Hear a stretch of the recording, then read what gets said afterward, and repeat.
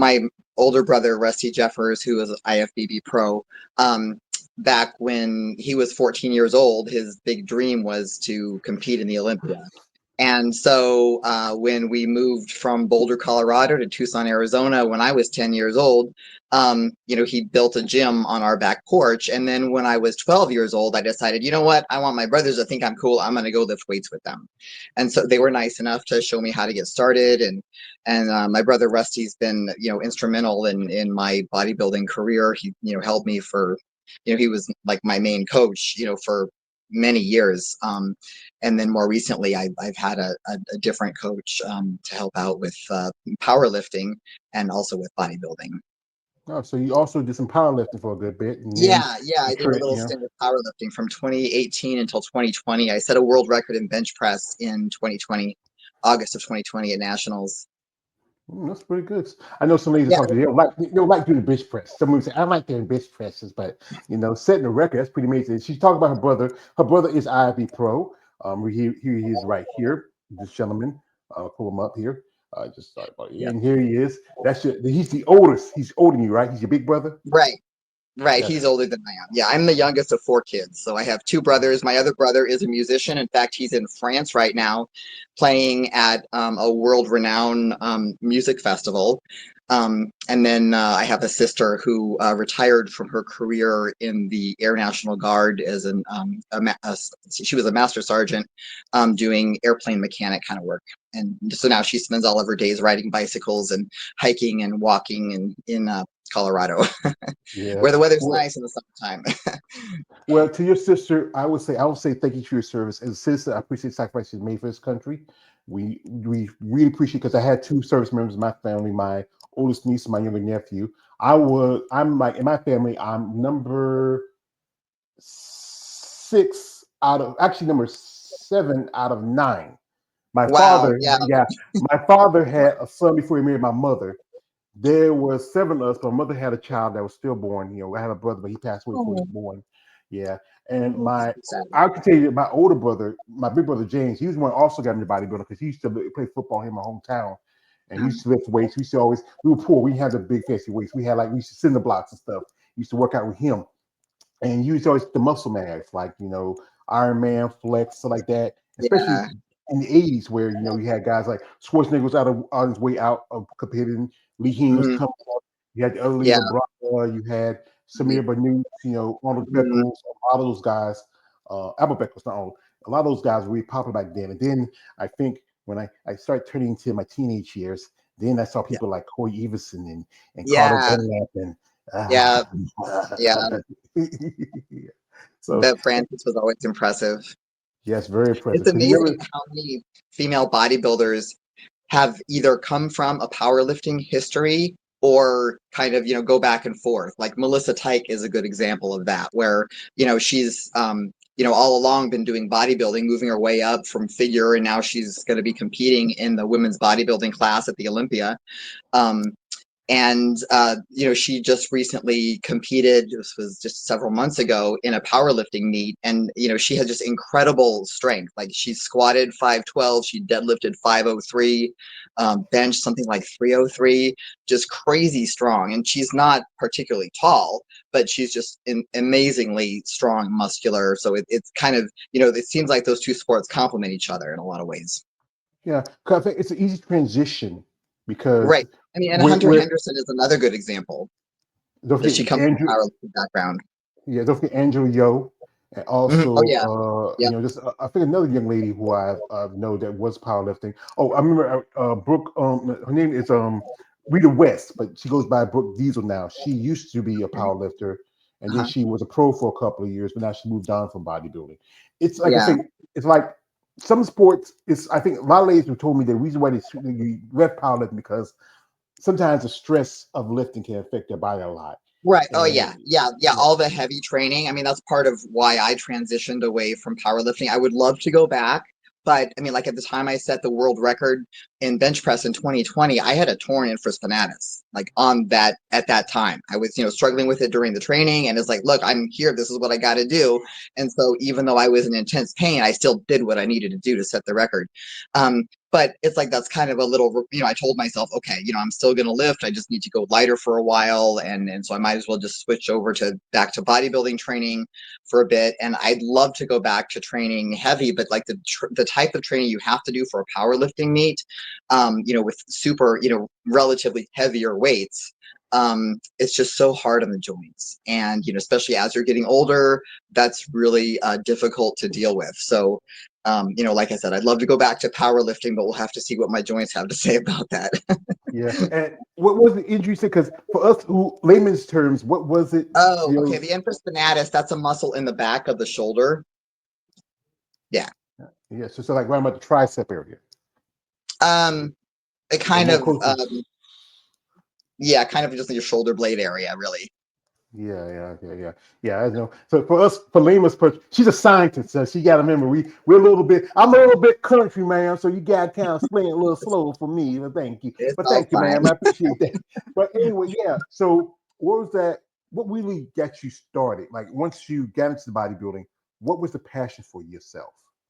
I love the fact I love feeling strong, and ever since I can remember, I love the feeling of power surging through my muscles. Like even when I was a little kid riding my bicycle straight up a super steep hill, like I just love that feeling of like I felt so alive when my muscles just feel like they're like pushing hard, and like yeah, they feel alive.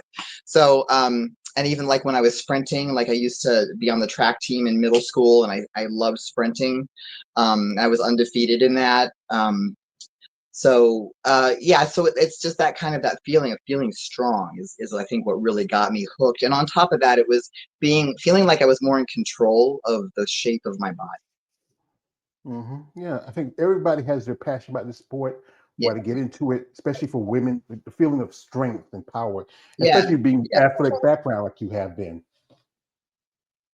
Yeah, so I didn't do a whole lot of team sports or anything. I was just always physically active as a kid. And, since I started so young in bodybuilding, like, once I got hooked on that, I like didn't participate in high school sports because it's like I didn't have time. It's like, well, I got to train for bodybuilding. So there wasn't time for other sports. And I was also going to a kind of a college prep high school. So I didn't have a lot of extra time on my hands anyway. Yeah, so it was just like, my boyfriend and bodybuilding and school, and that was all high school was all about. Well, that's it. That's it. I think everybody had the passion. I remember when I was in high school, I played football for a couple of years. Mhm. I was on my team. I was one of the strongest guys because I was like, by the time I was 17, I was already, bench pressing about 350, squatting 555. Nice. My weakest was the incline. That was like barely Mm, 300. But I remember this is true story. I remember one yeah. guy that played with me saying, like, George, you know what, son? You strong. I said, yeah. He asked me this, said, you ever have some? I said, no. I said, well, you cock strong. That's what you say. But we have here a man, Chad Davis. Hadn't seen my brother here for a long time. Shout out to Chad. He's coming through. He says, Hey, Chad. hello, brother George. Long time, brother. I hope your summer is going well. It's hot here in Texas. Yeah, brother, I assume it is. Brother, I am here to support my dear IFBB friend, Mrs. Andrea Wellington. Hey, Miss Lady, I see you. Yeah, that's a friend of yours, Chad. Your child? Yep. Yeah, that's He's a great. good guy. Yeah, I appreciate it. He's been coming in here every now and then, hadn't seen him for a good while. Thank you, Chad, for coming through. Also, he says this. He says, a big shout out to my dear friend Andrea, sorry, Wellington. Yeah, Miss Lady, I'm You? cooking as well as I was saying earlier. Yes, I appreciate that, brother. So now, like I said, you've been competing as a bodybuilder since you were a teenager. What was that Yeah. experience like that first time when you were on stage? Um, it was a little nerve-wracking.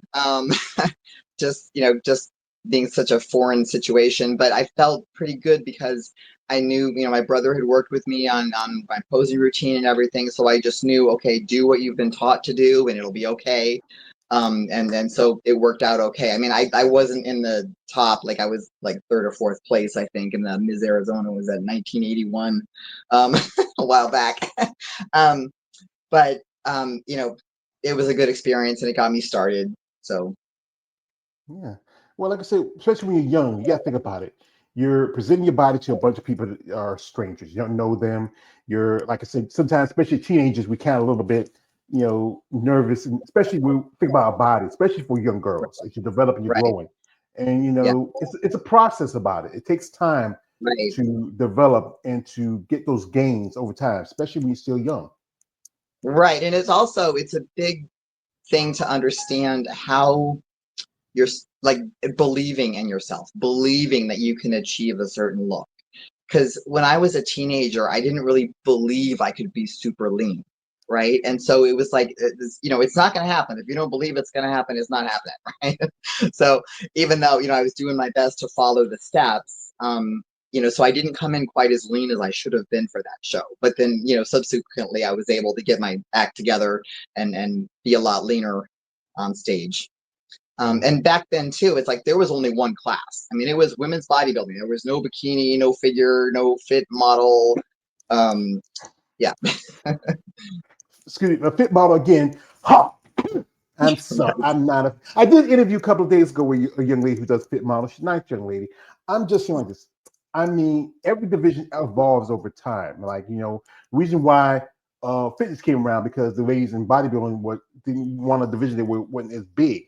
Then, field came around because ladies didn't want to do all the chicken sweat and jumping around in fitness. Bikini came in because they wanted to be more mainstream and attention. And then here comes physique coming along because they want a division that was alternate to women's bodybuilding.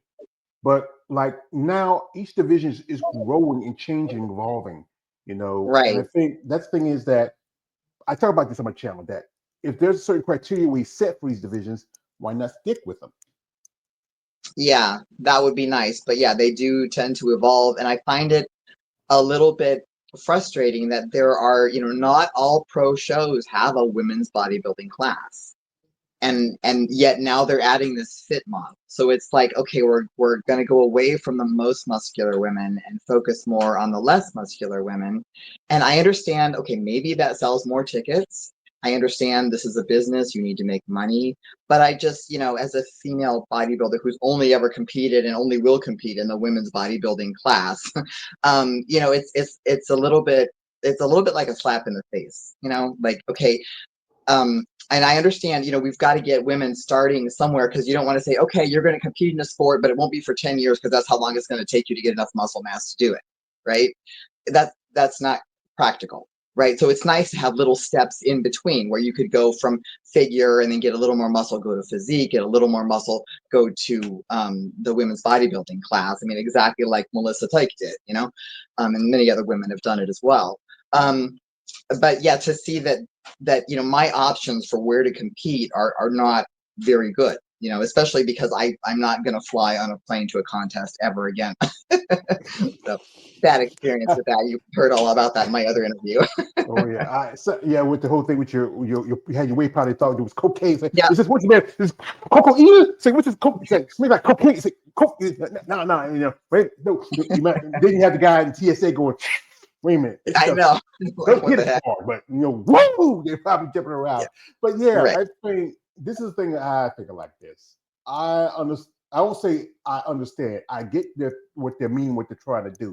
But again, you're pushing out the architect division that started it all, and they need Right. more space. Because one person I'm a fan of, I support ways is Jake Wood. Excuse me, I gotta do it. Yo, Jake. Yeah. Oh Yo, yeah. Jake. Yeah. I want that Hooray for money. Jake. I Yes. want that gun.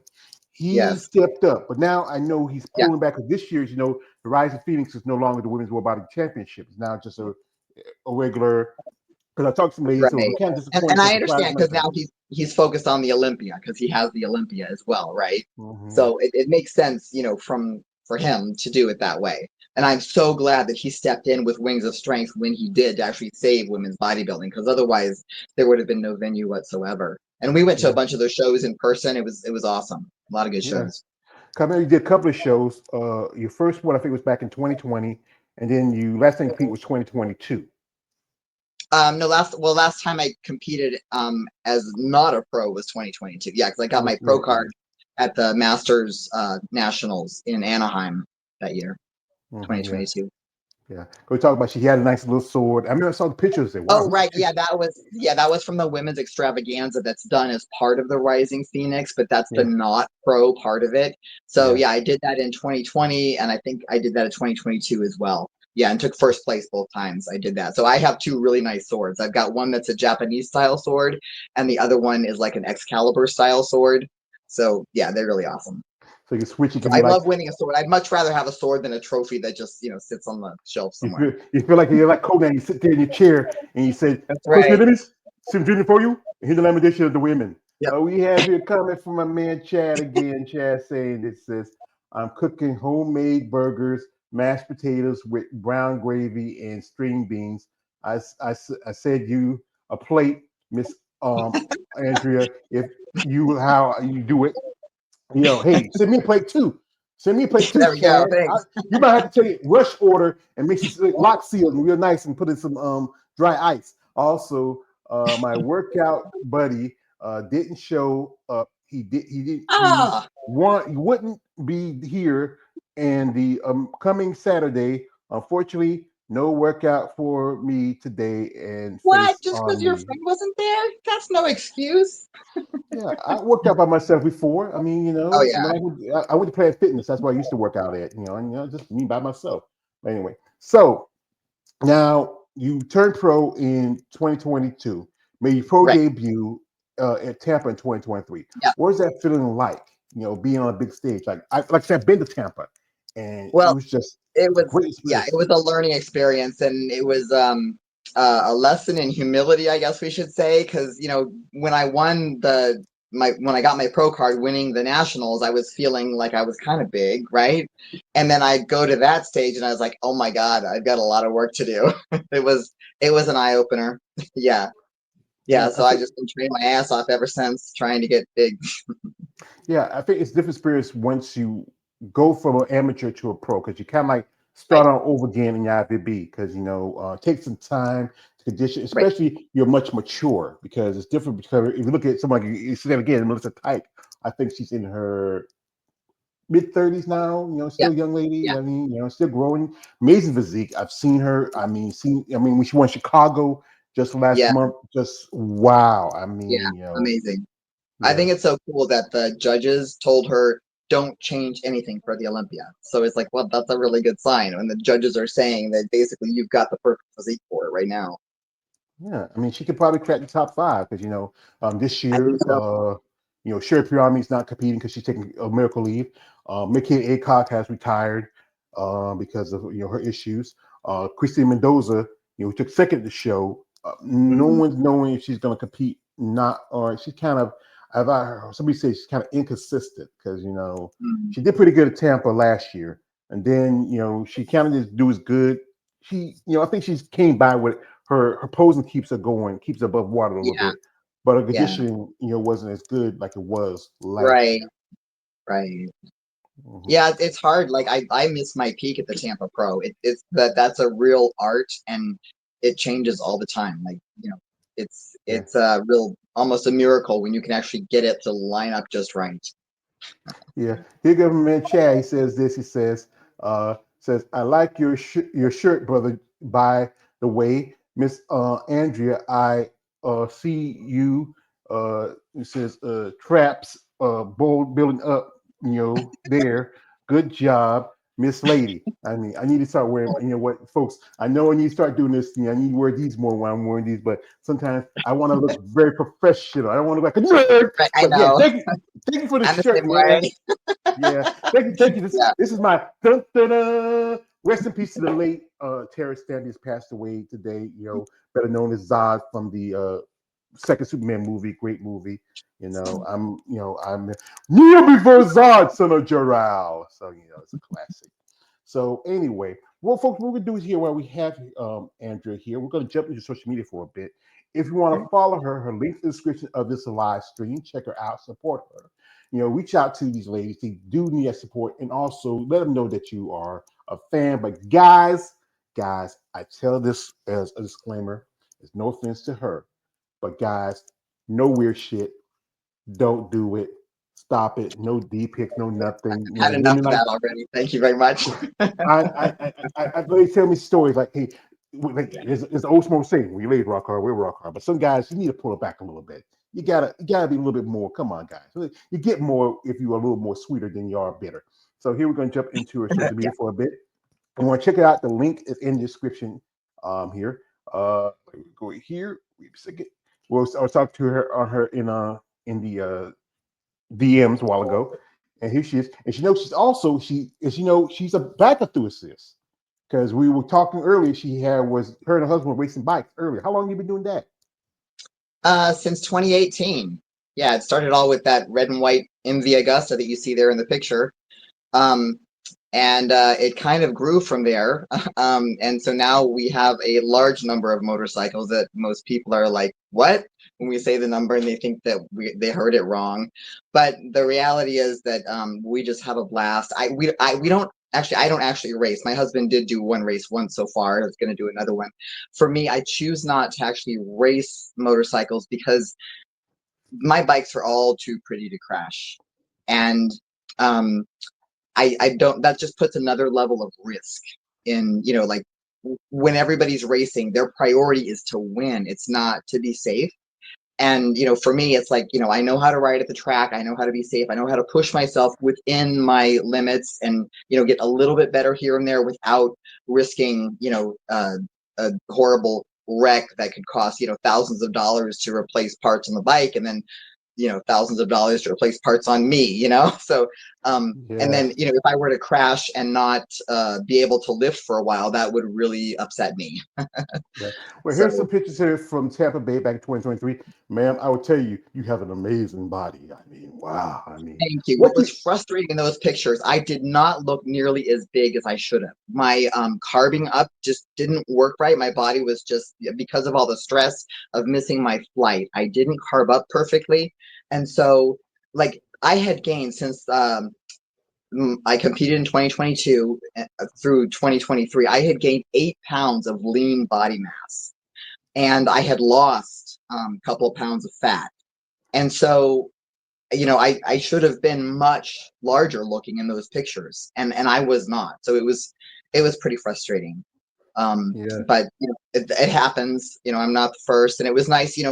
With my brother Rusty having competed in so many contests, he's like, the first thing he said to me is after the pro show, he's like, well, at least you got that out of the way. It was kind of like, okay, yes, your first time is always a little bit weird. Yeah, so Yeah, I know what I think stress is one of the things can really affect your body, especially with the yeah, situation you went through with trying to fly to the show. And right. also, here's this is your husband, right? How long y'all been together? We've been together for 35 years.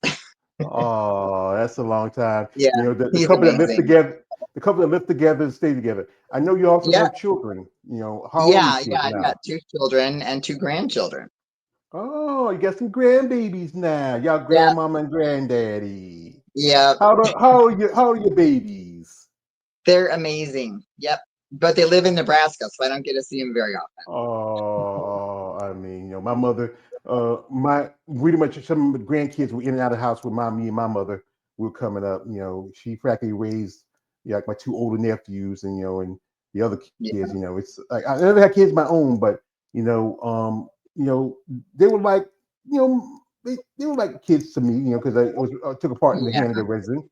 And you love your bikes. I mean, you have a lot of it on here. I mean, I never personally mean I've seen the guys racing, but never that could be me because I don't know. I like something around me. Yeah, that's a lot of speed, a lot of power. And here's just a little design. Right? What's this?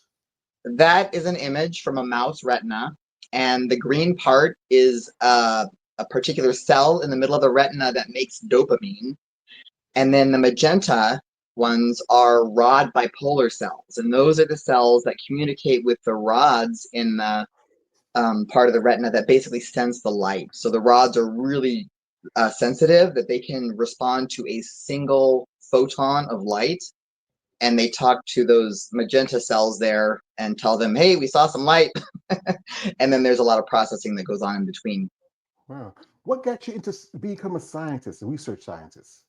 Um, Well, I just when I was in college, I just started working in a research lab. At that time, it was a lab that used worms as their model organism. And so at first, I was just helping make solutions, and then they offered to let me help with some of their molecular biology work. And then just as I went through college, I just kept working in this in various labs. So I was in the molecular and cellular biology department working in labs for like 10 years, and then another 10 years in the neuroscience department.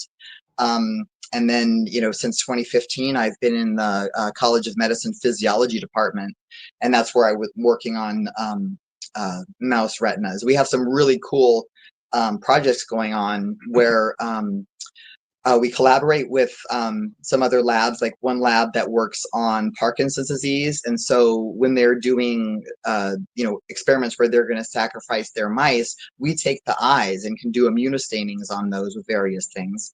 And then also with Alzheimer's disease, we've also collaborated with a lab that was doing a study with high-fat diet. And so we're finding all these different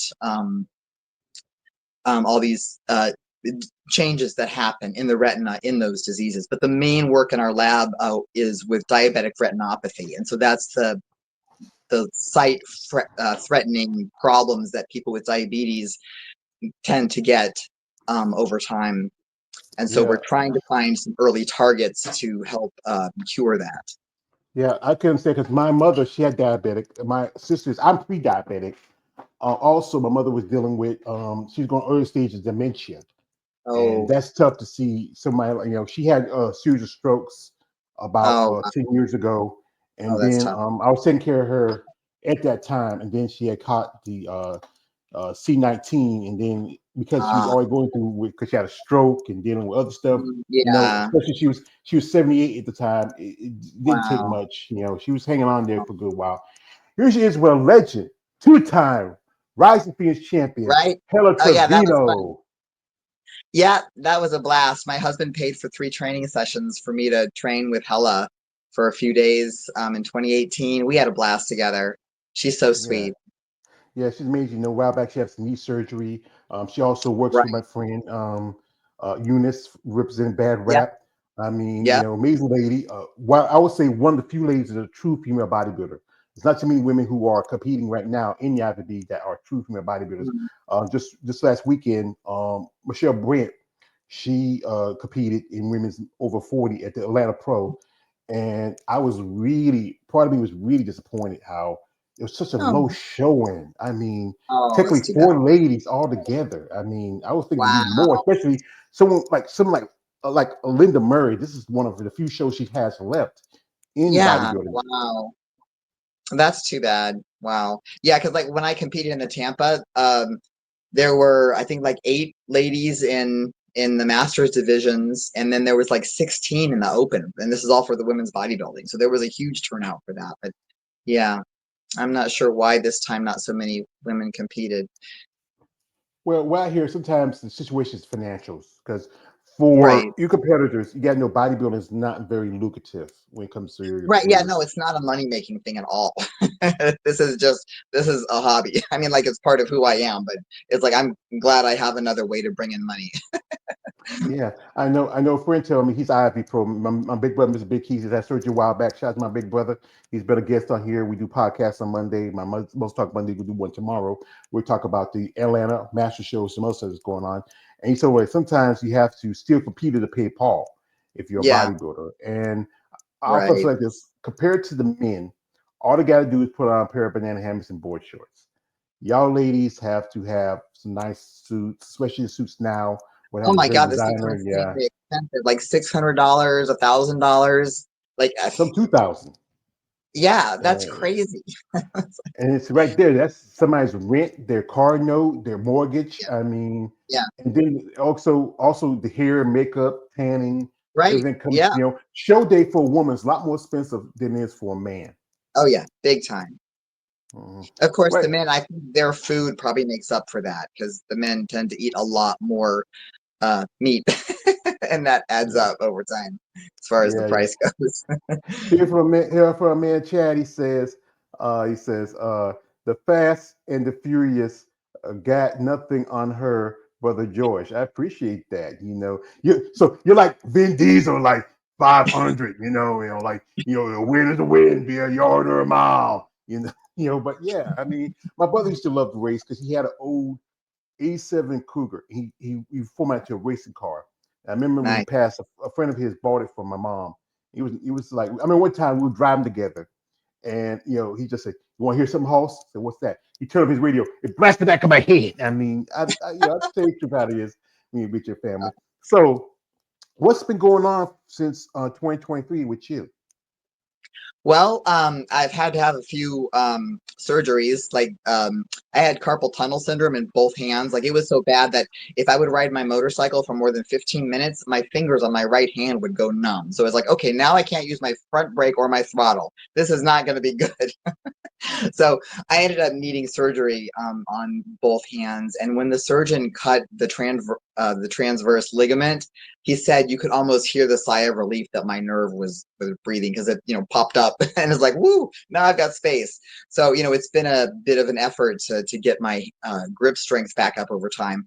And then also when I was starting to get back to training super hard, my knees and my elbows were like, no, we're not having this. So I ended up getting platelet-rich plasma therapy done on my knees and my elbows, and so that seems to have helped some. And so it's still one of those things where I've got to be like, a little more cautious about my training. I'm using little tools like blood flow restriction cuffs, and I have some Incrediwear knee sleeves and elbow sleeves that I put on for training just to get every little bit of benefit I can out of the training that I do, and help protect my joints. Yeah, I know that's the thing about, especially when we get older, because I got two bad knees that still close to the arthritis, because it's genetic. I have a pacemaker because I had my first heart attack when I was 39. Oh my Just a few goodness! months. Wow! Yeah, yeah. Thank God you're It's still it's alive. yeah. It actually when it was I thought I was working at this place. It was I work as a meat processing factory. I work in the cold storage area, and I thought I was getting a cold, and Oh, then it would have been another 50 miles for me to go all the way back home, but my sister lived a good 20 miles. Two of my older sisters lived 20 miles from where I was working at. So I went to my sister Jean's house. She told me, "You don't look right." I said, "I'm just a little tired. So let's go to the hospital." I ain't going to go to the hospital, but I went to urgent care around the corner. hmm. They saw something in my blood where they took some blood and then sent me to one of the biggest hospitals that's in Fayetteville, that was Cape Fear Valley. The doctor told me, said, "Mr. McCarthy, you had a heart attack. So we had to keep you in the cardiac unit for about a week." Did Wow. that for about a week. Then they let me out, saw a specialist, for a good while, sent me to a specialist in UNC in a hospital. And then they told me I had to get a pacemaker. And then after that, then I worked for a good bit. And then I quit my job. Right at my 40th birthday, and then the next day, my mom got sick. So, I had Oh, to change my life and do things to help her. wow. Yeah, I Oh, I know. see. She was my woman. So I had to step in and take care of my woman. So we have Yeah. here from my man Chad. He says, "Oh, by the way, Miss, my dad loves the new washer and dryer, Miss Good. Andrea. Good. Sorry, what a big mess that was." Whoa, you helped out, Chad. Yeah. Apparently Also, it was leaking. It was, yeah, a big puddle on the floor. So yeah, I they had got that happen before. everything Yeah, better now. yeah, yeah. So also, shout out to my man here. Chad says, "What do you like on your burger, George?" Well, cheese, ketchup, none of ketchup, barbecue. You got chili, that's good. Maybe some bacon. No mustard, no tomatoes, no onions, just meat, cheese, and bacon. I'm good. That's so because I keep seeing call her Andrea. It's Andrea. I gotta catch myself sometimes because that's my favorite person in the world. I got a story to tell you. Eunice, that same year, 2023, Eunice was at the Olympia. That was the last year they had in Orlando. And she ran into Andrea. And I Uh, guess